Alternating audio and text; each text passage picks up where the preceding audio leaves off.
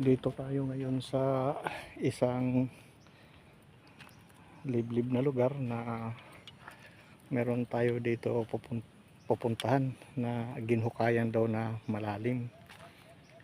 At itong daanan papunta sa bundok, at kung makikita natin meron doon mga bambos na natural. At dito daw banda nag-project daw dito yung highway, at may hinukay na malalim na wala namang tulay at wala naman ilog o sapa mapupuntahan natin. Itong lugar ay kabundukan. Bago tayo magpapatuloy, shout out po sa lahat na nag-subscribe sa ating Discovery Channel sa YouTube. At dito naman tayo ngayon magdidiscovery, at meron daw dito na hukayan na malalim. Dito na tayo sa site. Kung makikita natin, napakalalim nga dyan. At mga nasa 40 meters na ang lalim nito. Kung makikita natin doon, may hagdanan. Ayan.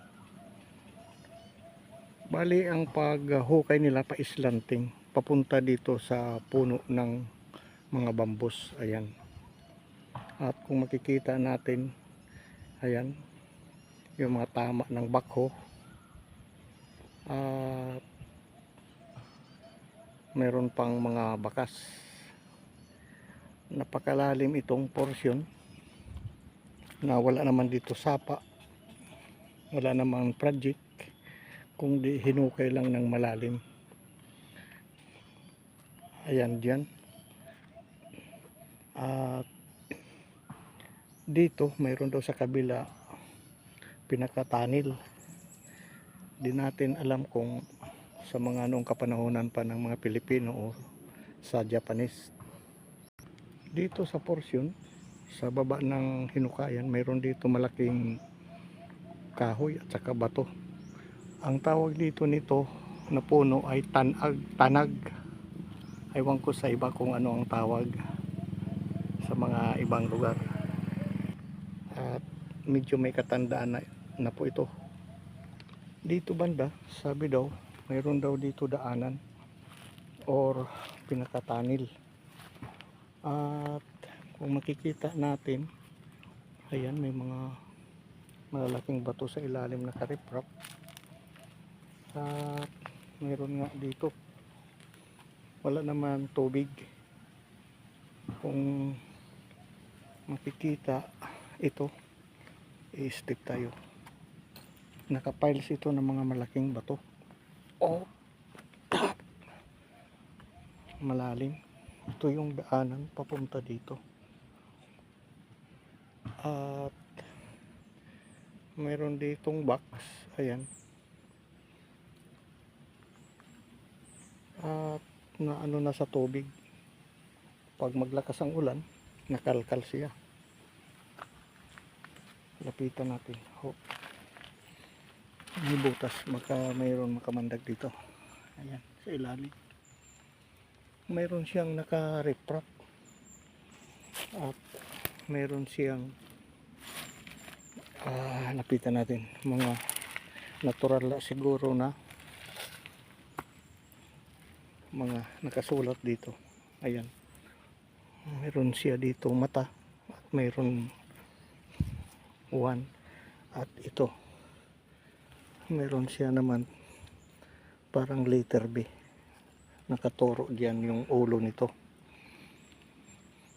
At may pula dito na bato. Ayan. Nakalkal ito sa tubig. Mayroon pa ditong ano ito, basag na bote. Dito sa Bukana, yan daw yung daanan diyan. At mayroon dito hole, natural na lang siguro ito. Baba tayo. At malalim ito. At ito daw ay dati daw ito paksol ng mga anong kapanahonan. Baka natiran ito dito ng Japanese o mga Pilipino noong World War Ayan, meron dito triangle.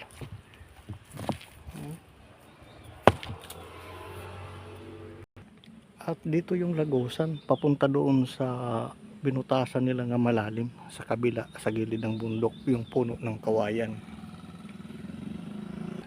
So ngayon baba pa tayo, baka may ahas dito, ingat lang po. At dito, yan, mayroon dito nakatabo na rock. Ayan, malalaki. Yan tayo galing. At parang nakapiles ito. Kung titingnan natin maigi, mayroon siya dito parang tama ng man-made. At saka ito, ayan, sabi sa decoding dito ay entrance or under. Yan, nakabara dito sa entrance. Ngunit dito ay baka may ahas ito dito at malalim. Papasukin sana natin pero madilim. Doon yung sa kabila yung malalim na binutasan. Ayan. At subukan natin ito pasukin. Napakadilim. Ito yung bunkers daw nung kapanahonan ng World War II. Dito ay insakto yung tao. Ayan. Ano lang, insakto lang makapasok yung tao na mga sa taas. At dito nakita natin ay mayroon nakasulat. Ayan, klaro, parang bago lang ito, parang Pilipino na lang nagsulat siguro nito. At diyan medyo masikip yung papasok doon. Ayan, ang butas mo. At subukan natin pumasok dito. Tabi po. Ay, oh, ano yan, parang may mahaba dito sa flooring. Ayan, makikita natin ay makapal. Kung makikita natin yung pinanggalingan doon, ayan. At meron na dito mga itong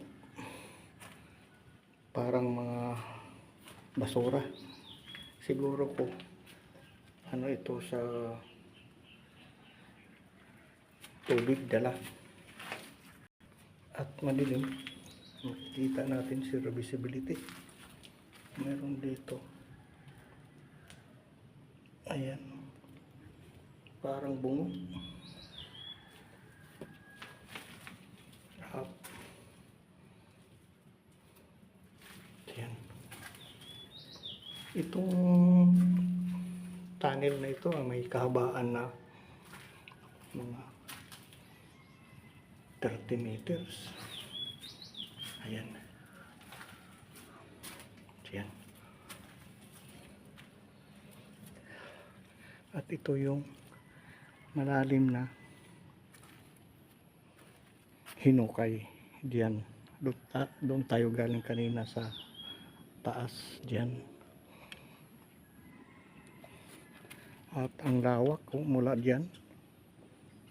Ano kaya ang purpose dito, bakit hinukay?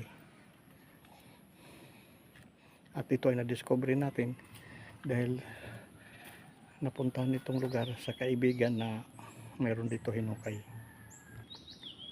Ito yung doon nang galing tayo, medyo mga nasa 35.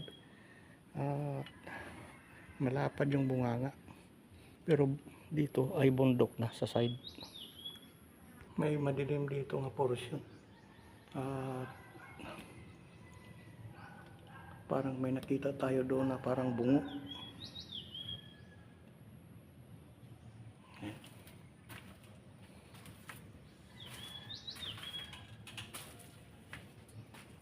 At ito yung pinaka-entrance dito na pinanggalingan natin.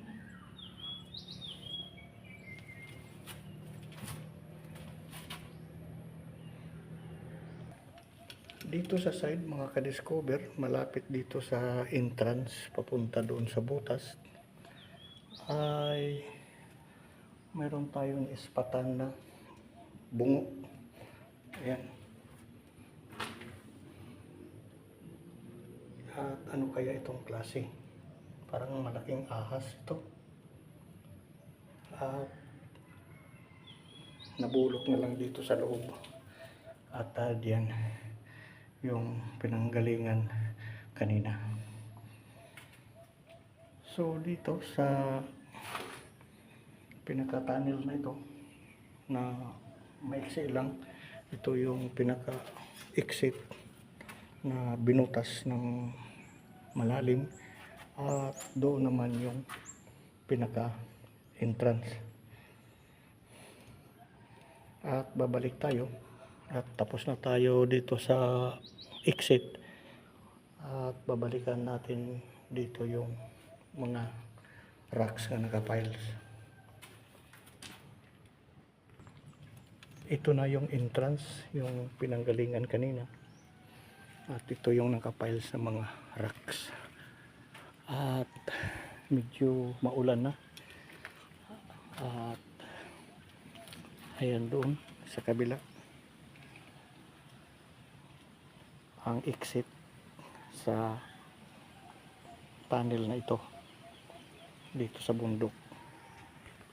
At babalik na tayo at ito ngayon ang atin na discover na isang lagusan na sikreto. Ngayon medyo malakas ng ulan ito at madilim na at hindi tayo magtatagal. At yan yung hinukay na malalim. Marami po salamat sa panunod sa atin ngayon na discovery na mahaba na nasa 35 ang haba ng sikretong lagusan. Huwag po makalimut mag-subscribe sa ating channel Green Discovery. Sa susunod naman muli na ating update at sa ating pagpapatuloy. At shoutout po sa lahat ng nag-subscribe sa ating channel Green Discovery sa YouTube. Bye bye and God bless.